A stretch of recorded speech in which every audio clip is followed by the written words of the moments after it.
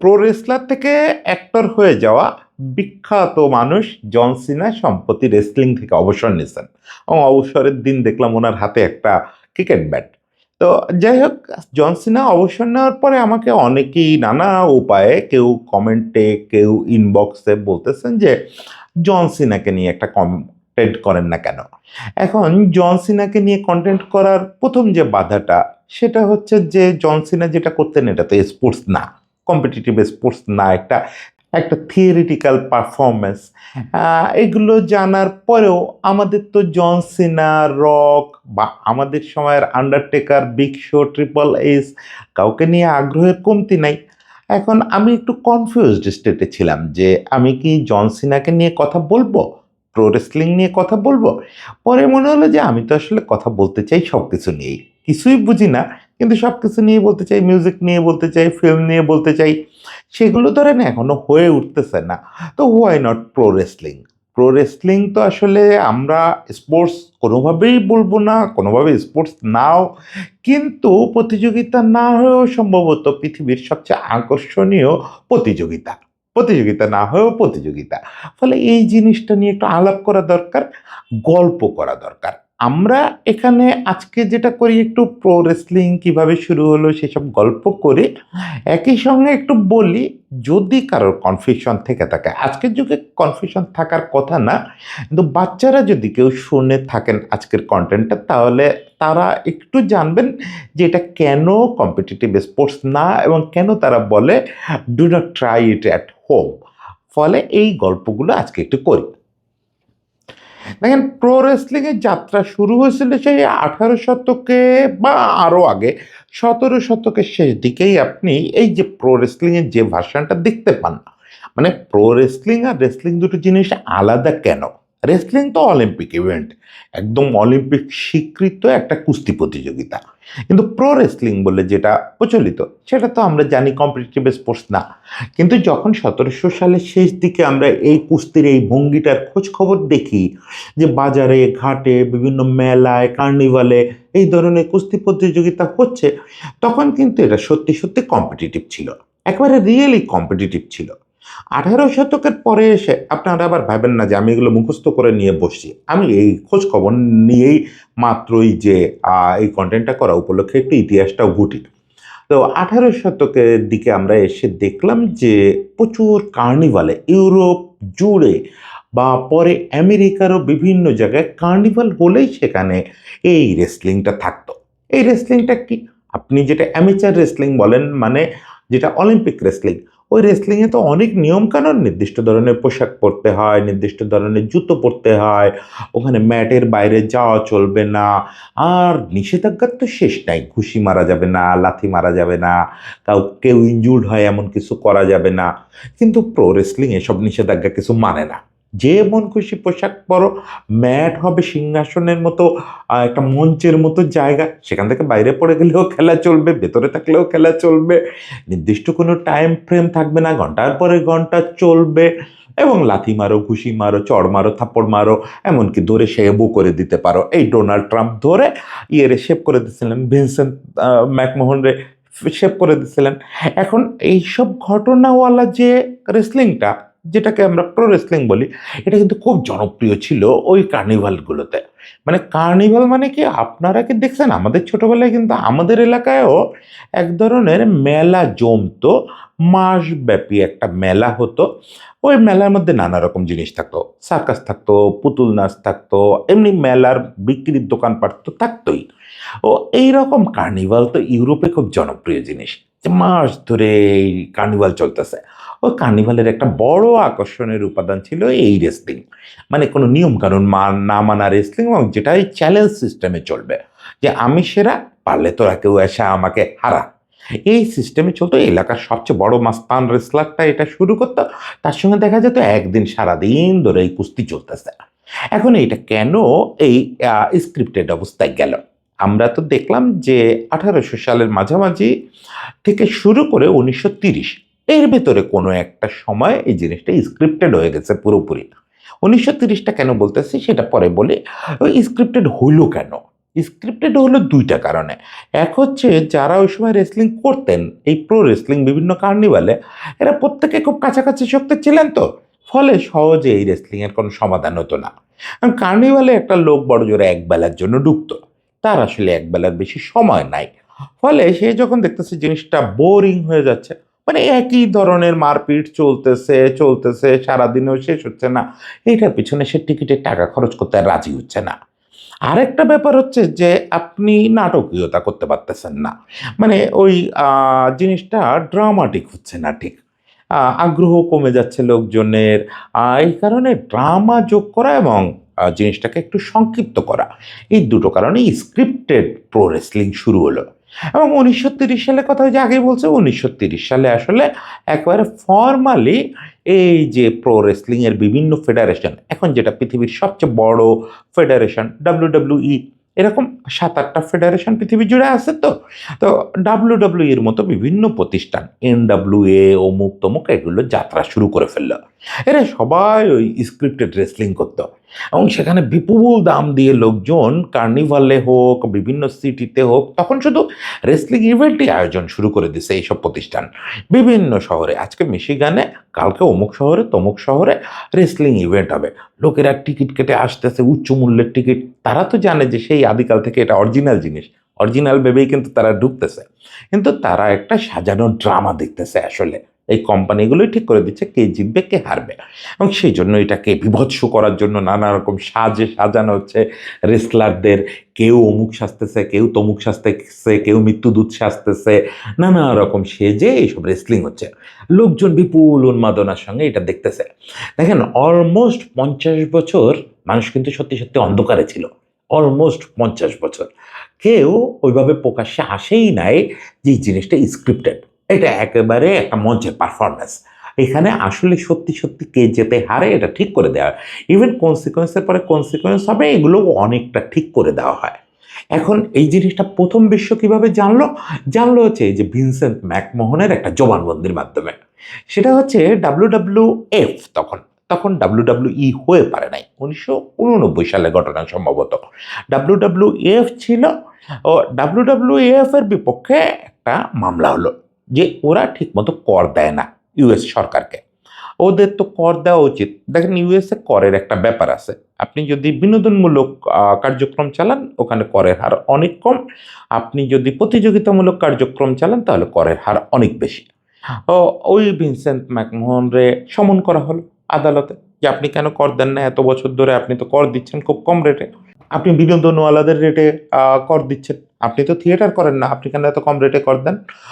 McMahon ওখানে একটা জবানবন্দি দিলেন যে এটা আসলে আমরা যতগুলো প্রতিষ্ঠান এরকম আছে, তখনই অলরেডি পৃথিবীতে ৩-৪টা প্রতিষ্ঠান এরকম যারা বড় বড় আয়োজন করে বেড়ায়। উনি জানালেন যে আমরা আসলে কেউই এখানে সত্যি সত্যি প্রতিযোগিতামূলক আয়োজন করি না। এটা প্রতিযোগিতামূলক কোনো কুস্তি না, সেটা প্রমাণ এই সবার সঙ্গে চুক্তিপত্র-টত্রের কপি ওখানে দেওয়া হলো এবং আনুষ্ঠানিকভাবে স্বীকৃতি দেওয়া হলো যে না, এটা এন্টারটেইনমেন্ট। যে কারণে এখন তাদের নাম হচ্ছে WWE, world wrestling entertainment incorporation. এই নামটা বদলানোর জন্য আরও একটু ব্যাপার আছে, সেটা হচ্ছে WWF যখন ছিল, তারপরে আদালতের নির্দেশে WWF এর পরে মানে ওয়ার্ল্ড রেসলিং ফেডারেশন, তারপরেই এন্টারটেইনমেন্ট বসানো হয়েছিল। মানে WWFE এই ছিল দ্বিতীয় দফার নাম। কিন্তু তখন আবার ওয়ার্ল্ড লাইফ ফান্ড বলে একটা বিখ্যাত প্রতিষ্ঠান আছে, চ্যারিটি প্রতিষ্ঠান, ওরা মামলা করলো। ওদের মামলার ফলে এরা পুরোপুরি নিজেদের নাম করে নিল WWE। এখন এই মোটামুটি ইতিহাস। আর মানুষ না, ভিনসেন্ট ম্যাকমোহনের এই সাক্ষ্যের পরেও বেশিরভাগ লোক আমেরিকা ইউরোপে এটা বিশ্বাস করতো না। তারা ভাবতো যে ম্যাকমোহন এটা টাকা বাঁচানোর জন্য একটা মিথ্যা কথা বলে আসে। কিন্তু এই জিনিসটা প্রথম টের পাওয়া গেল মিশিগানে একটা ইয়ের পরে, আপনার একটা কুস্তির আয়োজনের পরে, রেসলিং চ্যালেঞ্জের পরে ৪ জন বিজয়ী পরাজিত ৪ জনই মঞ্চের নিচেই পরস্পরের জড়ায় ধরছিলেন। পারফরমেন্সটা এত ভালো হয়েছিল, ওনারা আবেগ সামলাইতে পারেন নাই। ওনারা কে ফ্যাব ভেঙে ফেললেন। কে ফ্যাবটা কি জিনিস? কে ফ্যাব হচ্ছে ১৯৩০ সালে যখন এই প্রফেশনাল রেসলিং যাত্রা শুরু করে, তখন থেকে একটা অলিখিত শপথের মতো। এই অলিখিত শপথটার নাম ওনারা বলতেন কে ফ্যাব। এই কেফ্যাব শব্দটা হচ্ছে ফেক শব্দটার সঙ্গে একটু রিলেটেড। দেখবেন ফেক শব্দটা এদিক ওদিক করলে কেফ্যাবের সঙ্গে খানিকটা মেলে। তো এটা করা হয়েছিল এই কারণে যে ওনাদের যে ইমেজ, যে আমি ওর শত্রু, ও আমার শত্রু, এই ইমেজটা পাবলিকলি করা যাবে না, কখনোই ভেঙে দেওয়া যাবে না, কখনোই নিজেদের সত্যিকারের পরিচয় জানানো যাবে না। আমরা যে আসলে একটা ফেক কাজ করতেছি, আমরা যে স্ক্রিপ্টেড কাজ করতেছি, এটা কখনো জানানো যাবে না। আমরা সবাই পরস্পরের সঙ্গে শপথ করিতেছি যে আমরা এটা গোপন রাখবো। এই শপথটাকে কেফ্যাব বলে বলা হতো। এই কেফ্যাবটা শব্দটা কেন ইউজ করা হতো? কারণ হচ্ছে অন্য দুইজন রেসলার হয়তো কোথাও দাঁড়ায় কথা বলতেছেন এই মঞ্চের পাশে, দূর থেকে একজন আননোন লোক হেঁটে আসতেছে, একজন খেয়াল করছে, সে তখন তো বলতে পারে না যে এই ক্যারেক্টারে ঢোকো, সে তখন বলতো যে বিয়ার অফ কে ফ্যাব, ও মানে কে ফ্যাবের ব্যাপারে সতর্ক থেকো। তখনই দুজনই যার যার ক্যারেক্টারের মতো আচরণ শুরু করতো।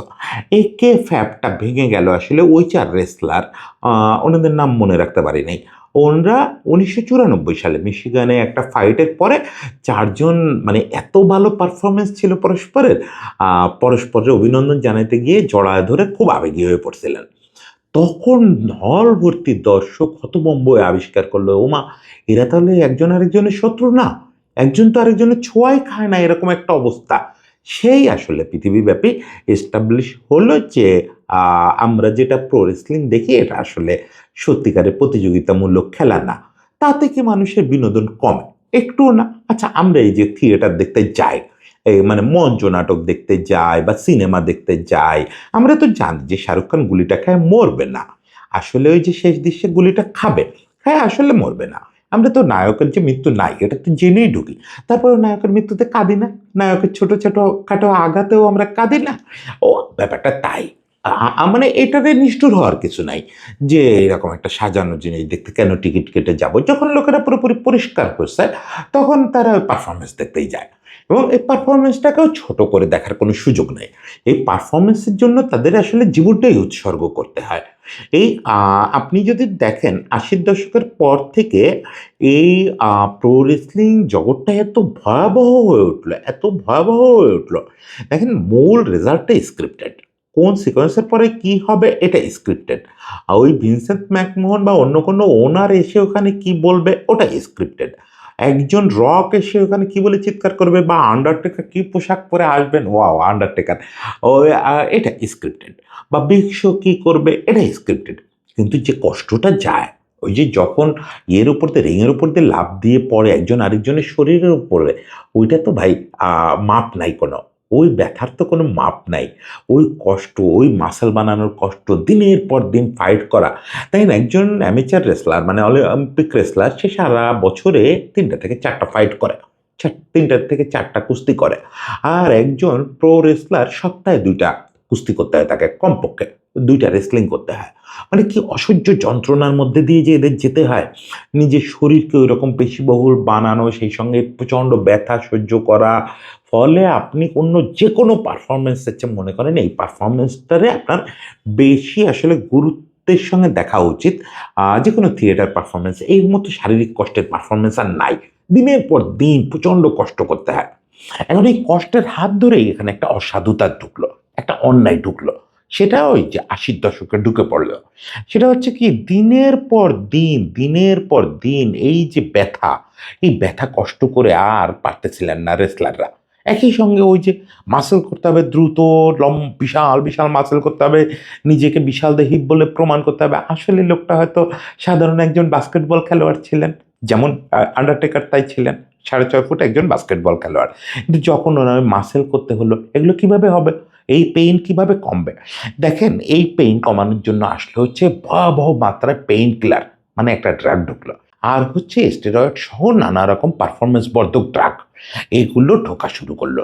কৃত্রিমভাবে মাসল ফুলায় ফেলা হলো, কৃত্রিমভাবে তার পারফরম্যান্সকে শক্তিশালী করা হলো, এবং পেইন কিলার, এবং পেইন কিলার। কার্ট অ্যাঙ্গেল নামে বিখ্যাত একজন রেসলার ছিলেন। উনি কিন্তু একসময় অ্যামেচার রেসলার ছিলেন। মানে অলিম্পিকে রেসলিং করছেন, গোল্ড জিতছেন, পরে প্রো রেসলিংয়ে চলে গেছেন। অভিনয়ের রেসলিংয়ে চলে গেছেন। উনি মানে রিহ্যাব করে শেষ পর্যন্ত ওনাকে বাঁচতে হয়েছিল। উনি সংবাদ মাধ্যমে বলছেন যে এমনও দিন গেছে ৬৫টা পেইন কিলার খেয়েছেন। ৬৫টা। ক্যান ইউ ইমাজিন যে এতে কি হয়? কিডনি শেষ, লিভার শেষ, হার্ট ঠিকমতো কাজ করে না। প্রায় সব রেসলারের ওই সময় পরিণতি ছিল 40 পার হওয়ার আগে হার্ট অ্যাটাক করে মারা যাওয়া, নতুবা কিডনি ফেলিওর করে মারা যাওয়া। এটা একটা কমন ফেনোমেনা হয়ে গেল। মানে রেসলিংটা সমস্যা না, রেসলিং তো একটা পারফর্মিং আর্ট, ওখানে যাচ্ছে লোকজন, পারফরমেন্স দেখতেছে, থিয়েটার দেখতেছে, কোনো সমস্যা নেই। কিন্তু এটা করতে গিয়ে তো মানুষের জীবন দিতে হচ্ছে। মানুষ এই যে ড্রাগ নিচ্ছে সমানে, স্টেরয়েড নিচ্ছে, পারফরমেন্স এনহান্সিং ড্রাগ নিচ্ছে এবং ভয়াবহ মাত্রায় পেইন কিলার নিচ্ছে, এটা করতে গিয়ে মানুষ মারা যাচ্ছে। এই পুরো ব্যাপারটায় মানুষ সচেতন হলো এবং পুরো পৃথিবীর কর্তৃপক্ষগুলো কেঁপে উঠলো। ক্রিস বেনোয়া বলে একজন বিখ্যাত রেসলার, খুব প্রতিশ্রুতিশীল রেসলার ছিলেন, খুব অল্প বয়সে, মাত্র 35 বছর বয়সে পরিবারের সবাইকে হত্যা করে নিজে আত্মহত্যা করছিলেন বাড়ির মধ্যে। অসহ্য যন্ত্রণায় মাথা খারাপ হয়ে গেছিল, নিজেকে নিয়ন্ত্রণ করতে পারেন নাই। মানে ড্রাগ নিতে নিতে নিতে এমন জায়গায় গেছিলেন, একদিন ড্রাগ নিতে পারেন নাই, তার পরিণতি এটা হলো। তারপরে আসলে সারা পৃথিবীর মানবাধিকার কর্মী থেকে শুরু করে সবার টনক নড়ল, যে ব্যাপারটা রে এরকম তো লাইসেন্স ছাড়া ছেড়ে দেওয়া যাবে না। এই যে ভিনসেন্ট ম্যাকমোহন বা ডোনাল্ড ট্রাম্প, ট্রাম্প কিন্তু এই বিজনেসের সঙ্গে জড়িত ছিলেন লম্বা সময়। তো এরা যে ব্যবসাটা করতেছে, মানুষ মারা ব্যবসা না এটা, তাহলে এই ব্যবসাতে এইভাবে চলতে দেওয়া যাবে না। তখন নানা রকম অথরিটি এটাতে হস্তক্ষেপ করলো, যে না তোমরা এটা করো, ঠিক আছে, এটা অনেক রেগুলেশন এখান থেকে মানতে হবে। ড্রাগের ক্ষেত্রে এটি নিয়মিত ডোপ টেস্ট হইতে হবে, প্রত্যেকটা অ্যাথলেটের নিয়মিত ডোপ টেস্ট হইতে হবে, তাদের কার্ডিওলজিক্যাল পরীক্ষা করতে হবে, অমুক তমুক, তাদের রেস্টের ব্যবস্থা রাখতে হবে, তারা যাতে পর্যাপ্ত বিশ্রাম পায় সে ব্যবস্থা করতে হবে, এবং খুব বেশি পেইনফুল এবং খুব বেশি ঝুঁকিপূর্ণ স্টান্ট করা যাবে না। একই সঙ্গে এই জিনিসটা যে একটা স্ক্রিপ্টেড, এই জিনিসটাকে পাবলিকলি বারবার বলতে হবে। যে কারণে আপনারা এখন টিভি শোগুলো যখন দেখেন, টিভিতে সিরিয়ালগুলো, তখন দেখেন যে ওরা খুব বড় করে ওয়ার্নিং দেয়, do not try it at home. কারণ হচ্ছে, এবং ওখানে ছোট হরফে লেখা থাকলেও লেখা থাকে যে পুরোটা স্ক্রিপ্টেড এবং আপনারা কোনোভাবে এটা করবেন না। আমেরিকার স্কুল কলেজের বাচ্চাদের এগুলো নিয়ে সচেতনও করা হয় যে কোনোভাবেই এটা কিন্তু সত্যিকারের প্রতিযোগিতা না, এখানে ক্যারিয়ার গড়ার জন্য কেউ আগে থেকে লক্ষ্য ঠিক করবে না। এটা ক্যারিয়ার করতে গেলে আপনাকে অভিনয়ের মতো করে ভাবতে হবে। ফলে জিনিসটা অনেক নিয়ন্ত্রণের মধ্যে আসছে। ড্রাগ বা অন্যান্য আরও অ্যাবিউজিভ ব্যাপার ছিল, সবগুলো আলোচনা না করে আরও অনেক অ্যাবিউজিভ ব্যাপার এখানে ছিল, সেগুলো অনেকটা সামলানো গেছে, কিন্তু পুরোপুরি না। এখনও এই প্রো রেসলিংয়ের জগতে অনেক অন্ধকার দিক আছে, যেগুলো সাফার করতে হয় আলটিমেটলি এই রেসলারদের। ফলে এই রেসলিংয়ের জগৎ থেকে আপনি দেখবেন যে এইটা মোটামুটি 90 থেকেই একটা ট্রেন্ড হচ্ছে যে বড় বড় রেসলাররা আস্তে আস্তে ফিল্মে চলে আসেন। শুরুটা হয়েছিল 90 দশকে হাল্ক হোগানকে দিয়ে। হাল্ক হোগানের কথা মনে আছে আপনাদের? আপনাদের অবশ্য মনে, মানে যারা আমার রেগুলার ভিউয়ার তাদের মনে থাকা একটু কঠিন। হাল্ক হোগানের কথা মনে না থাকলেও আপনাদের তো আন্ডারটেকার, বিগ শো বা ট্রিপল এইচ, আরে বাপরে বাপ কী সব ক্যারেক্টার ছিল আমাদের ওই সময়টায়, সেগুলোর কথা মনে থাকার কথা। তো হাল্ক হোগান হচ্ছে প্রথম হলিউডে ফিল্মে গেলেন। এরপরে কিন্তু এই ধারা ধরে প্রায় সব বড় বড় যারা প্রো রেসলার তারা আলটিমেটলি ফিল্মে চলে গেছেন। এই জায়গাটায় আপনারা তো এখনকার দিনে ধরেন, আমরা যতদিন পর্যন্ত, আমারও কিন্তু ছোটবেলা ছিল, আমারও কিন্তু কৈশোর ছিল, ফলে আমরাও একসময় বিটিভির সামনে হা করে বসে থাকতাম WWF দেখার জন্য। তো সেই দিনটা তো গেছে।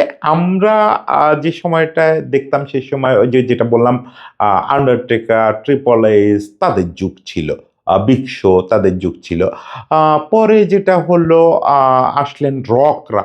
আমি রকের শুরুটা পাইছি, তারপরে আর কোনোদিন ফলো করা হয় নাই যে প্রো রেসলিংয়ে কি হয়। জন সিনার নাম শুনছি অনেক, মূলত মুভিতে আসার পরে। তো রক, জন সিনা তো আসলে লিজেন্ডারি অভিনেতাই হয়ে গেছেন। যেরকম রিংয়েও লিজেন্ডারি ছিলেন, সেরকম অভিনয়েও লিজেন্ডারি হয়েছেন।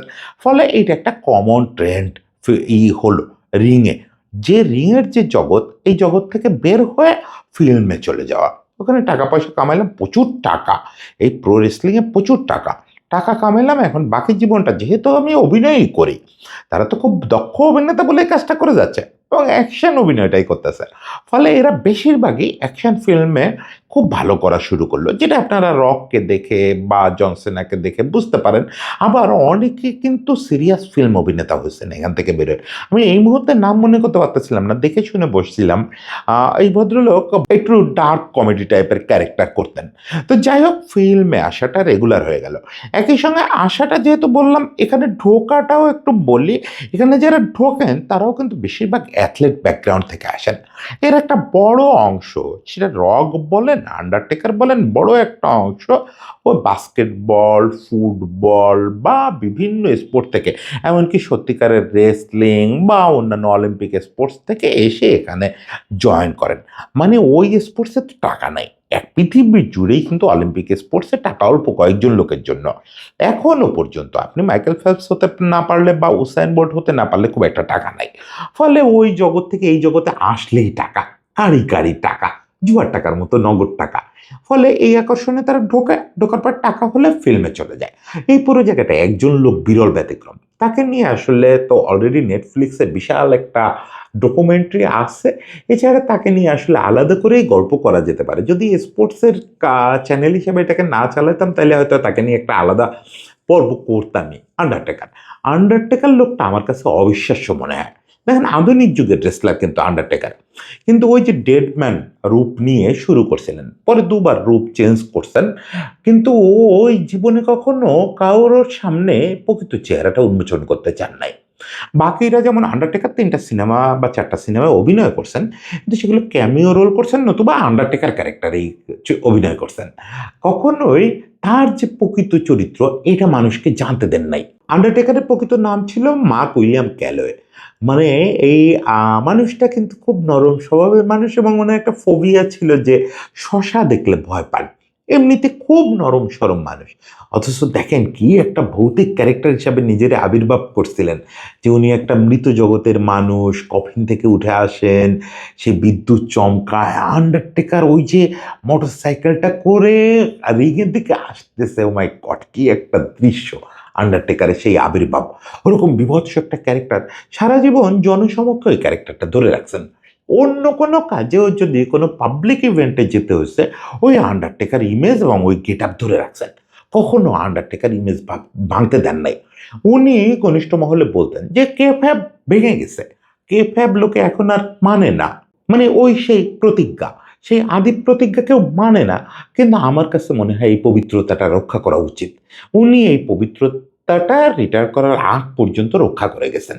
মানে সবাই জানে যে উনি আন্ডারটেকার না, কিন্তু উনি কাউকে নিজ উদ্যোগে জানতে দিতে রাজি না। ওনার যে একটা পরিবার আছে, সংসার আছে, বাচ্চা কাচ্চা আছে। ওনার ইনফ্যাক্ট 4টা পরিবার, 3টা বিয়ে করছেন, পরে একটা গার্লফ্রেন্ডের সঙ্গে বোধহয় শেষ জীবন কাটান। তো এইগুলো তো ওনার একটা ব্যক্তিগত জীবন আছে, কোথাও টের পেতে দেন নাই। কোনো দিন সামনে আসতে দেন নাই, যতদিন না অবসর নিয়েছেন। অবসর নিয়েছেন, অবসর নেওয়ার পরেও আর মানুষের সামনে খুব বেশি আসেন না। ওই যে নেটফ্লিক্সের আন্ডারটেকারের যে ডকুমেন্টারিটা, ওটাতে আসছেন, আর ২-৪ বার হয়তো বিভিন্ন অনুষ্ঠানে আসছেন। বাকিরা যেমন বিগ শো বা ট্রিপল এস সবাই অবসর নেওয়ার পরে, ট্রিপল এস তো ভদ্রলোকের নাম ভুলে গেছি। ট্রিপল এস তো বোধহয় ম্যাকমোহনের সঙ্গে এখন WWE তে চাকরিই করেন, বড় কোনো পদে চাকরি করেন। বিগ শো এই প্রমোটার হিসেবে চাকরি করেন সম্ভবত, বা কাজ করেন। সবাই এইসব জগতেই আছে, আর না হলে ফিল্মে চলে গেছে। কিন্তু আন্ডারটেকার এই জগৎ থেকে একদম নিজেরে গুটায় এনেছেন। তিনি অত্যন্ত নিরীহ একটা জীবনযাপন করেন, এবং আন্ডারটেকারের যে ব্যক্তিগত জীবন, এটার সঙ্গে তার ওই যে সারা জীবন লাশ হয়ে থাকা, এটার যে কনফ্লিক্ট, এটা নিয়ে অনেক মনস্তাত্ত্বিক গল্প আছে, অনেক মনস্তাত্ত্বিক গল্প আছে। আমি সব গল্প এখানে করতে পারবো না, আর আমি যেহেতু এই ব্যাপারে এক্সপার্টও না। গল্প করলে আপনারা যারা জানেন তাদের কাছে হাস্যকর মনে হতে পারে। অলরেডি হয়তো এতক্ষণ যারা দেখে ফেলছেন তারা একটু হাসাহাসি করতেছেন যে দাদা যা না বোঝে সব নিয়েই কথা বলে, আজকে প্রো রেসলিং নিয়েও কথা বলতেছে। দেখেন, ভালোবাসার জায়গা থেকে বলতেছি, আমি কোনো কিছুই এক্সপার্টের জায়গা থেকে বলি না। বিশ্বাস করেন, এই যে ক্রিকেট নিয়ে বলি, ফুটবল নিয়ে বলি, যাই বলি, আমি এক্সপার্ট নিজেরে মনে করি না, হওয়ার কোনো সুযোগও নাই। আমি এক্সপার্ট না, আমি আসলে সব কিছুই বলি আসলে আপনাদের মতোই, শুধু আপনাদের পাশে বসে চা খাইতে খাইতে বলতে পারি না বলে বলি। এই ক্যামেরার সামনে বলি আর রুটি রুজি হিসাবে বলি। আমি কখনো নিজের এক্সপার্ট দাবি করি না, এখানেও না। এটাও গল্প করলাম, ওই আন্ডারটেকারের একজন ভক্ত হিসাবে গল্প করলাম, বিশ্বর ভক্ত হিসাবে, ট্রিপল এইচের ভক্ত হিসাবে। আজকে জন সিনা চলে যাওয়া উপলক্ষে, রিটায়ার করা উপলক্ষে গল্পগুলো করা হলো। যদিও জন সিনা সম্পর্কে আমার ভালো কোনো ধারণা নাই, ওনার একটা মাত্র বোধহয় ফিল্ম আমি দেখছি। আর রক সম্পর্কে খুব ভালো ধারণা আছে, রিংয়ের না, রকের ফিল্মগুলো বেশিরভাগই দেখা হয়ে গেছে। তো যাই হোক, শেষ পর্যন্ত এদের প্রতি আমার একটা কৃতজ্ঞতা, সেটা হচ্ছে যে আমার কৈশোর এবং শৈশব নানা কারণে খুব বেদনাময় ছিল। সেই সময়টায় টিভিটাই ছিল আমার একমাত্র আনন্দের জায়গা। নিজের বাড়িতে টিভি ছিল না, এখানে ওখানে গিয়ে মানুষের জানলার পাশে দাঁড়ায় খেলা দেখতাম, বিভিন্ন নাটক ফাটক দেখতাম, এই WWF দেখতাম। আপনারা যেটা WWE নামে চেনেন, WWF-টা দেখতাম। এটা আমার জন্য বিরাট একটা রিলিফের মতো ব্যাপার ছিল। ওই সিনেমাটিক অ্যাপিয়ারেন্স, ওইগুলো দেখা, এটা আমার শৈশব, আমার খুবই বেদনাময় এবং ট্রমাটাইজড একটা শৈশবকে একটু মলমের জায়গা দিছিল। ফলে আন্ডারটেকার থেকে শুরু করে সবার প্রতি কৃতজ্ঞতাটা জানাইলাম। সবাই ভালো থাকবেন।